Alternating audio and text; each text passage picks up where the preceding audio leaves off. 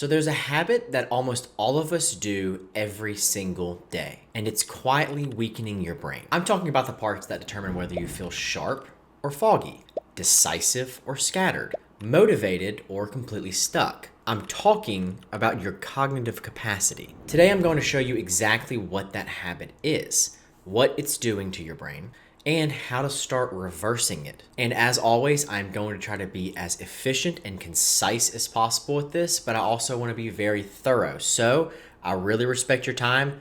I might be moving quickly. I say that because I really think you need to hear all this and you really should stay for the whole video, but also I'm not gonna run this out into a 25-minute video when it can be done in 10 minutes. So if you have felt more distracted lately, more mentally tired, more overwhelmed by simple tasks, you're not just imagining it. This likely isn't just aging like some people will think. It's not a character flaw. It's not that you're just bad at focusing. New research is showing that common patterns of digital behavior, aka doom scrolling, app hopping, endless short form content, mindless morning phone use, these are all linked to measurable hits to your attention, your executive function, your working memory, and your self-control. We all had our parents yell at us to get off of our phones and they said it was gonna rot our brains. Well, they might have been right. We are seeing significant deficits across multiple studies. And I wanna be very clear. This doesn't mean that you're getting dumber. It means that your brain is being trained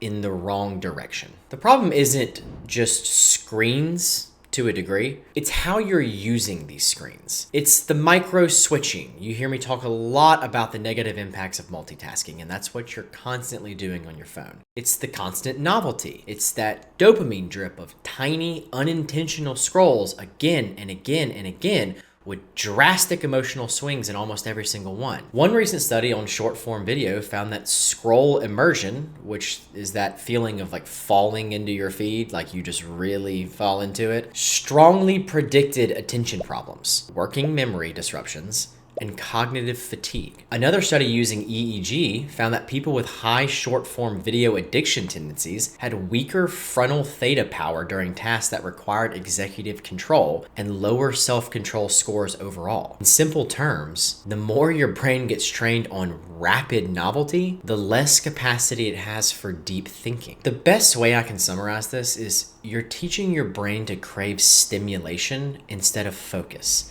And if you've been feeling that in your own life, that constant mental buzzing or just detachment from reality, or that inability to stay on one thing, this might be why. To really drive home the point about the impact of this, and something that really isn't even talked about enough in the studies, but when you're constantly just feeding your brain that stimulation, you are distancing yourself from the present, distances yourself from purpose. And I want to make something really clear that you hear me say in a lot of videos. You are going to die eventually. Do not waste this wonderful life and opportunity that you have scrolling it away because you are addicted to that dopamine buzz.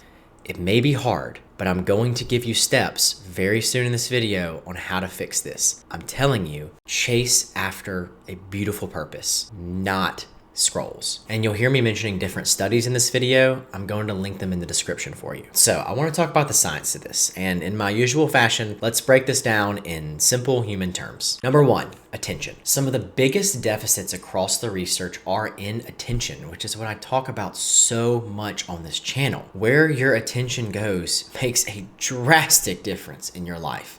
I cannot exaggerate that enough. People with disordered screen time use patterns perform significantly worse on focus-based tasks. You might resonate with this, with the feeling of like, I just can't get into things anymore, or I just can't stay on task these days. Like that type of person who's like, oh, I can't focus anymore. That could be where this is coming from. Number two, your executive function also takes a hit. This is your ability to plan, inhibit impulses, which is equally as important, switch tasks intentionally, and stay on track with things. This is why you may sit down to reply to one email and suddenly you're on TikTok, Instagram, or shopping on Amazon without even realizing it. Number three, cognitive flexibility and decision making. Big cohort studies show that heavy smartphone use with media multitasking, so the things we've been talking about, are linked with increased impulsivity, cognitive inflexibility, and worse decision making. You become more reactive. Simply put, you become more jumpy and you get overwhelmed by simple choices. You're not less intelligent per se.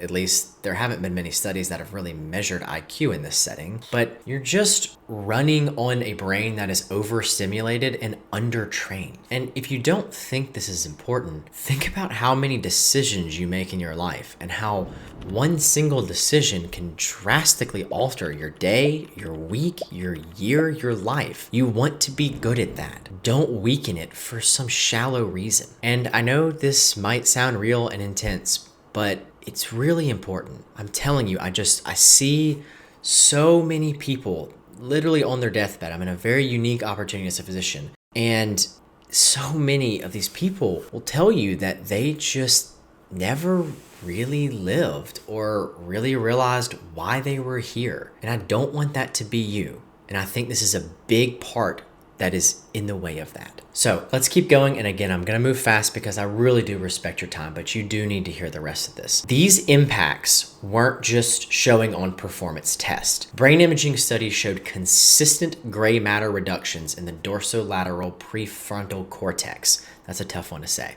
And anterior cingulate cortex. These are the regions responsible for top-down control, focus, and emotional regulation. These are also responsible for decision-making, and these were all seen in people with problematic internet patterns. A large longitudinal study showed that high internet use predicted smaller gains in verbal intelligence and smaller increases in gray and white matter in the areas responsible for attention, language, and executive function over several years. Again, this is not a fear-mongering for views type channel. This is the exact opposite of that. And I want to be really clear. This isn't like brain damage like you would think about it in common terms. Like, that's not what I'm going to make the title of this video for clickbait reasons like a lot of people might. And I'm saying this because I want you to know that it's reversible. This difference, though, is meaningful enough to change how you feel. And that matters to a profound degree. You know, so much of why I started this channel is because I feel like for so many years, the focus was just simply on keeping people alive, but we let go of how people actually lived.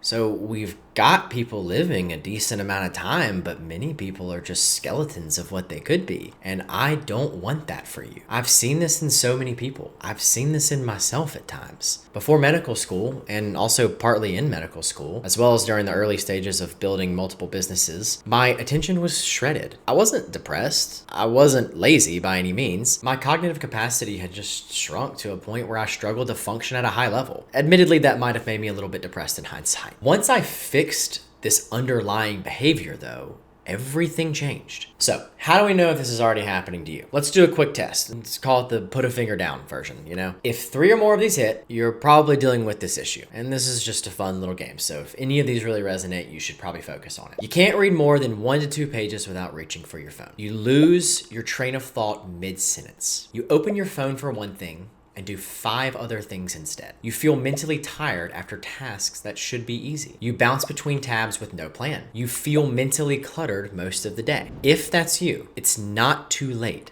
Your brain is insanely adaptive. Let's talk about how to rebuild it now. If you stayed for this part, drop a comment right now to know that your attention span is better than the vast majority of the population, because we are a few minutes into this and I'm very proud of you. But you really do need to hear this part. Let's dive into it. This is the practical steps that you need to do. These are the same tools that I've used on myself, my patients and clients have used. And honestly, this is the foundation of what I teach inside my new community that is loaded with resources to start living your best life. You should really check it out. I'll link at the top of the description. The best thing is these things work incredibly well. So you need to do reps like you're in the gym of deep work. Forget the idea, though, that you should sit down and study or do something for 3 hours like this monk mode type focus. That is not where you start. You start with 10 to 30 minute deep work reps. One task, no switching, no notifications. Consider this like interval training. At first, you may feel incredibly dependent on these structured blocks. Like you're really not going to get a lot done if you're not using them.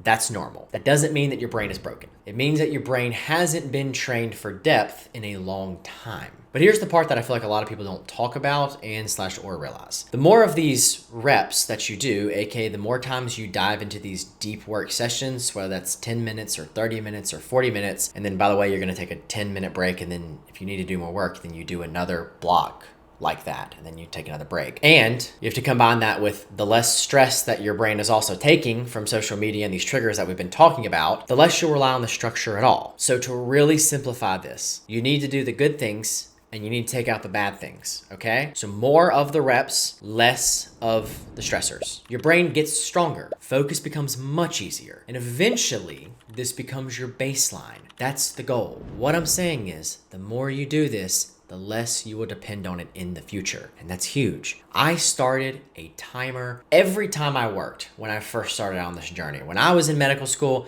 I would get my timer and just set it for a 30 or 40 minute block and then 10-minute break, and I was back to do it again, or I'd be time blocking or something like that. Now, I don't ever do that. I had a physical timer. I don't even know where it is. I trained my focus. You learn to be able to focus for very long periods of time when you practice this. Like I said, you can stretch just to 30-minute blocks or 45. You can keep pushing it. But after about that time frame, I wouldn't avoid breaks. Like 45 to 60 minutes is probably your max. Then you should take a short break. This is also called the Pomodoro technique, by the way. Lots of free timers in app stores and the internet. Like you can literally just pull up a web page and you can do a Pomodoro timer. It's super easy. Next, dual in back, okay? This is like working memory strength training. This is your mental weights. Dual and back is one of the only cognitive training methods shown in research to reliably improve working memory. This underlies your focus, your problem solving, your decision making, and your emotional regulation. 15 to 20 minutes daily or almost every day. You will hate it at first.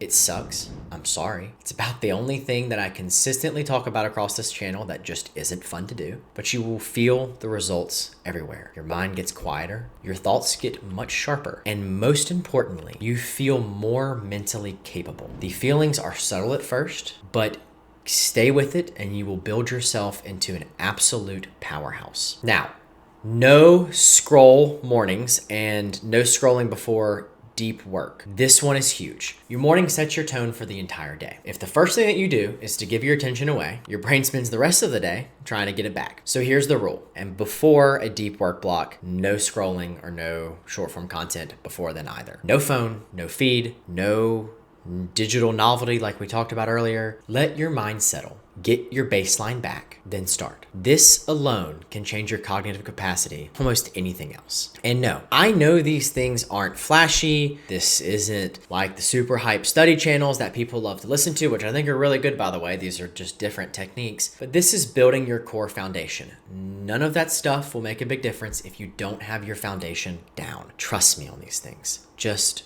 do them. Now, when it comes to limiting your impulses to be able to do this kind of doom scrolling, I recommend friction causing devices like Brick, or there's some other brands out there, to interrupt that reflex to scroll. Now, you hear me say the words, we want to reduce friction so often on this channel. Well, let's build up some friction to the stuff that we don't want to do here. So this is the opposite, but we're building friction to a negative trait. Look, we all override the app blockers.